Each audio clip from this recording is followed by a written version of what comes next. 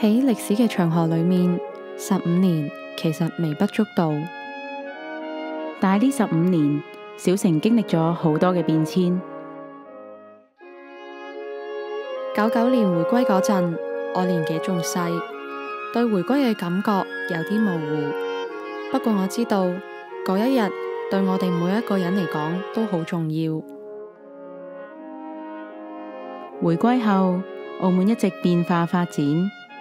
聽啲長輩講，變化係翻天覆地，而我哋嘅家從此亦都多咗好多可能性。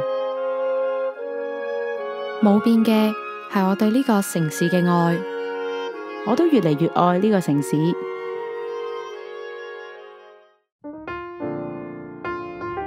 每個角落都有深刻嘅歷史，每日都寫上新嘅故事。我鍾意發掘被遺忘嘅事，我熱愛開創未知嘅精彩。隨時都可以揾返熟悉嘅口感，經常都可以品嘗新鮮嘅味道，可以傳承祖宗嘅基業，可以挑戰新嘅機遇。我感受到濃厚嘅人情味。我開拓咗國際嘅視野。我覺得呢個地方一定有神明嘅祝福，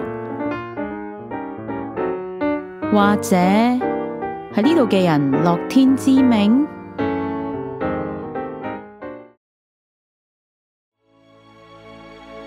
我發現寧靜嘅澳門，我發現五光十色嘅澳門，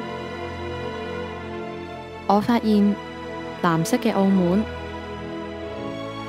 我發現紅色嘅澳門，我發現情感深厚嘅澳門，我發現欣欣向榮嘅澳門，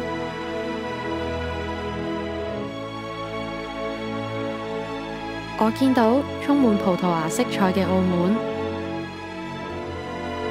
我見到屬於中華民族嘅澳門。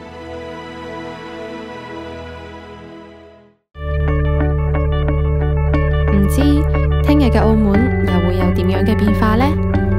但我知道澳門一定會變得越嚟越好。你又會發現一個點樣嘅澳門呢？